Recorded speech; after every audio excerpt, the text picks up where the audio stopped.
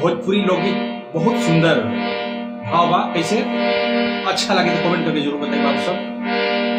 कि बनल गाँव के बिगड़ल छोड़ी,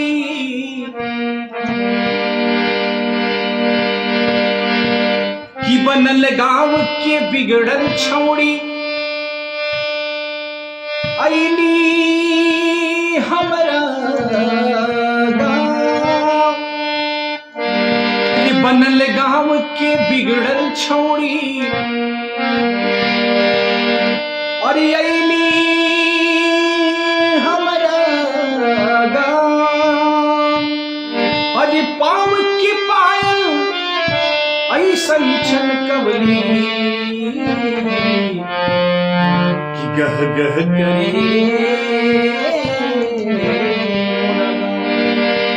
अरे बनल गाँव के बिगड़ल छोड़ी, अरे अइली हमरा गाँव। अरे पाँव के पायल ऐसन छनकवली,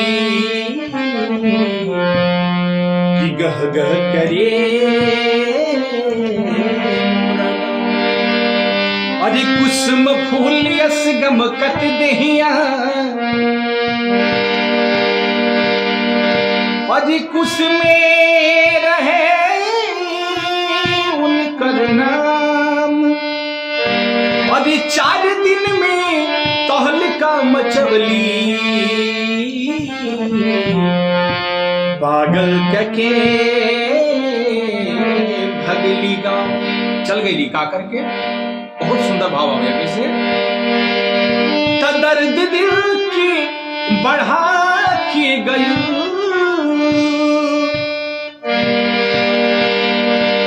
त दर्द दिल की बढ़ा के गई।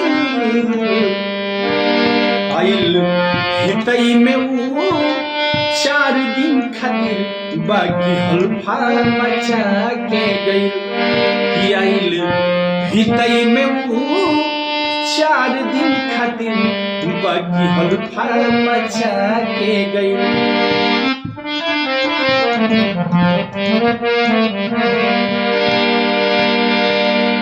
कैसे हल्फा मचोरी वो लड़का कहता भैया, कैसे दर्द दिल की बढ़ा के गई,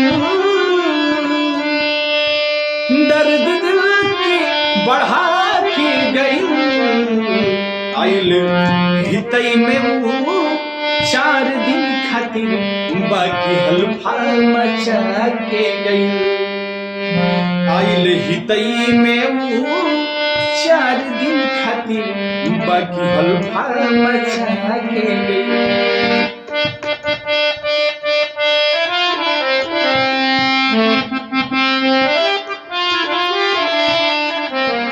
अरे गाँव की सुखड़िया की रही उसारी, देखे में भोला बाकी बड़की खिलाड़ी।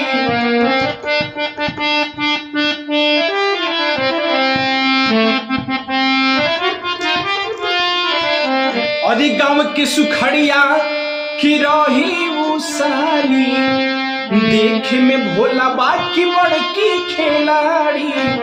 देखे में भोला बाकी बड़की खिलाड़ी। अरे रोग ऐसन धरा के गई, रोग ऐसन धरा के गई।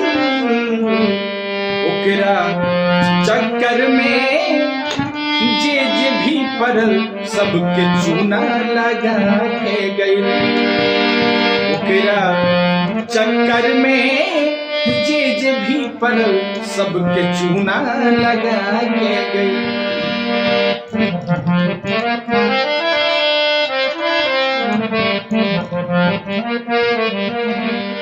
अरे घूरे खाती अइली एक दिन हमरा घरे, हंसी हंसी बात हमसे लगली वो करे।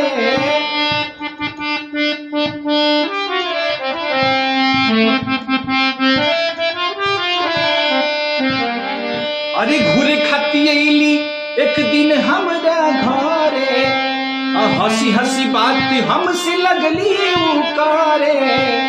हंसी हंसी बात हमसे लगली वो करे। अब मूर्ख ऐसन बना के गई, मूर्ख ऐसन बना के गई, कुछ वो भइबो ना गई। 4 दिन में पूरा टोला हिला के गई, कुछ वो भइबो ना गई। 4 दिन में पूरा टोला हिला के गई। दर्द दिल की बढ़ा के गई, दर्द दिल की बढ़ा के गई। आइल हितई में वो 4 दिन खातिर बाकी हल्फा मचा के गई। आइल हितई में वो 4 दिन खातिर बाकी हल्फा मचा के गई। गई रे बाकी हल्फा मचा के गई, गई रे बाकी हल्फा मचा के गई।